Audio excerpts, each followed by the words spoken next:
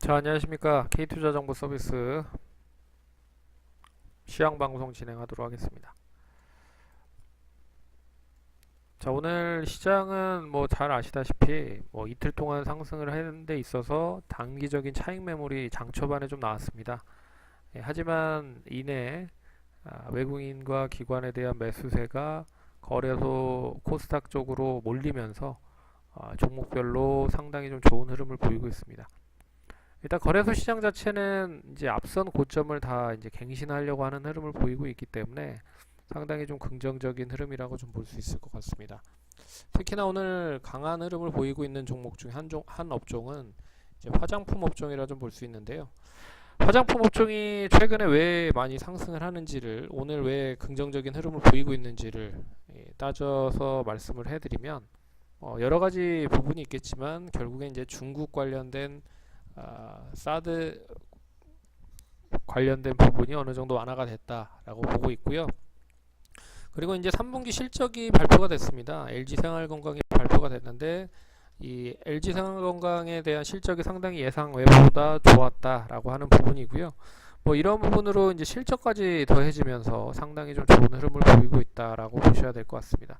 그래서 화장품 업종들의 IT 뭐 대형주들이 좀 지지부진한 흐름에도 불구하고 뭐 견조하게 상승을 하고 있다라는 건 상당히 긍정적이라고 보고 있고요. 그리고 이제 금융주들이 상당히 좀 좋은 흐름을 보이고 있는 것도 긍정적이라고 좀 볼 수 있을 것 같습니다. 특히나 은행 쪽 관련된 부분이 상당히 좀 좋은 흐름이죠. 최근에 이제 대출 규제 관련된 부분으로 인해서 대출을 더 이상 뭐 간과하지 않을 것이다 라고 하는 정부의 의지대로 대출 규제가 좀 더 심화가 된다고 하면 역시 은행권에 있어서는 상당히 좀 피해를 볼 가능성이 높지만 대출 규제뿐만 아니라 우리가 그러니까 은행권에서 기다리고 있는 거는 이제 이 부분이죠. 금리 인상에 대한 부분인데요. 결국에 이제 미국이 12월에는 거의 이제 금리 인상 쪽으로 가닥을 좀 잡고 있기 때문에 미국이 12월에 금리를 인상을 하면 우리나라도 뭐 어쩔 수 없이 이제 금리를 인상을 할 수밖에 없다라는 부분이죠. 그래서 우리나라 이제 얼마 전 한국은행에서도 금리를 좀 인상을 할 수 있을 것이다라는 시그널을 좀 내비친 부분이 있기 때문에 금리는 어느 정도 인상이 된다라고 하는 부분으로 봤을 때는 은행주들에 있어서는 상당히 긍정적이다라고 하는 부분입니다. 그래서 오늘 뭐 KB금융이라든지 삼성생명 그리고 하나금융지주나 신한지주 같은 뭐 이런 종목들이 상당히 강세 흐름을 보이고 있고요. 이 부분은 저희가 이제 장 초반에 시황을 통해서도 저희가 문자로 통해서 전달을 해드린 부분이기 때문에 어느 정도 뭐 미리 알 수 있었을 것이다 라고 하는 부분입니다. 그래서 저희가 뭐 문자를 통해서 그리고 게시판을 통해서 허투루마투루 이렇게 뭐 시황이라든지 전략을 제시해 드리는 게 아니기 때문에 그런 부분도 잘 참고를 하시기 바라겠습니다. 그래서 오늘 거래량까지 수반이 된 거래소 시장에 대한 흐름을 봤을 때는 이제 추가적인 고점을 완전히 갱신할 가능성이 상당히 높아 보인다. 여기에 이제 IT주들만 오늘 좀 지지부진한 3일 연속 지지부진한 흐름을 보이면서 약세 흐름을 보이고 있긴 하지만 뭐 IT주들만 뭐 여기에서 이제 상승으로 전환만 되면 시장은 다시 한번 추세를 만들 가능성이 높다.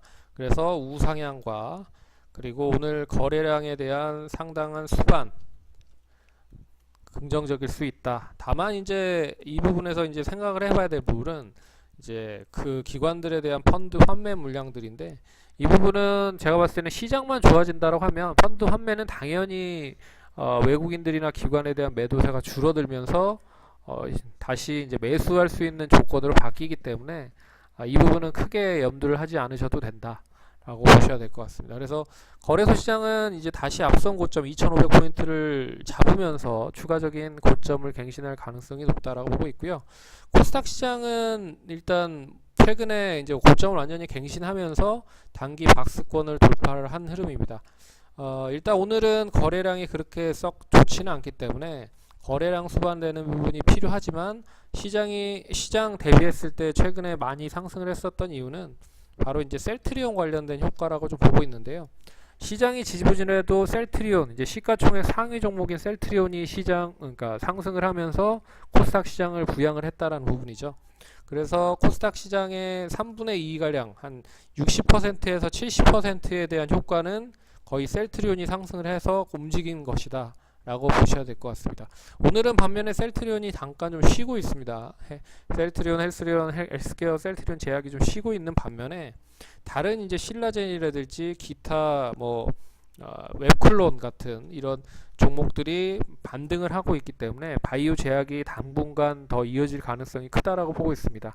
여기에 이제 화장품 관련된 업종이나 건강기능식품 관련된 업종인 콜마 B&H나 코미팜 같은 이런 종목들도 상승을 하고 있기 때문에 추가적으로 이 바이오 제약 관련된 종목들은 시장의 이슈가 더 될 수 있을 가능성이 크다라고 보고 있습니다. 예.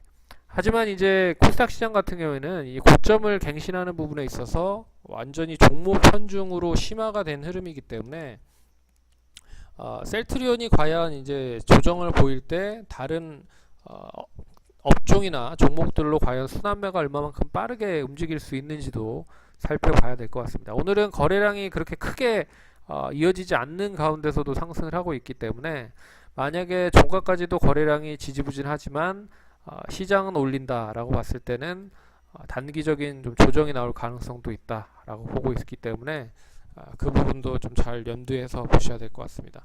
그리고 기관이 최근에 이제 거래소 쪽 말고 코스닥 쪽을 계속 매수를 하고 있는 것도 상당히 좀 다른 시각이라고 좀 봐야 되겠죠. 예전만 해도 한 달 전만 해도 외국인들이 거의 이제 코스닥 시장에서 좌지우지 했었던 흐름이었는데 최근에 이제 외국인들이 코스닥 시장을 좀 매도를 하면서 그 부분을 다시 기관이 매수를 하면서 끌어올리고 있는 흐름입니다. 그래서 이 부분 손바뀜 흐름도 잘 눈여겨보셔야 될 필요가 있고 그렇기 때문에 시장 자체는 긍정적이다. 그럼 이 시장 자체의 긍정적인 흐름이 언제까지 이루어질 것이냐? 예, 트럼프 대통령이 11월 7일 날 방한을 합니다.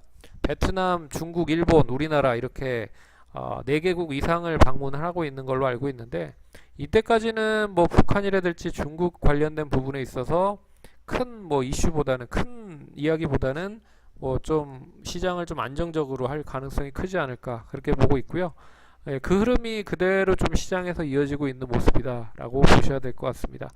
그래서 오늘 역시 시장이 그동안 좀 많이 못 간 종목들 위주로 상당히 좋은 흐름을 보이는 것도 눈여겨보셔야 될 필요가 있는 부분인 것 같습니다.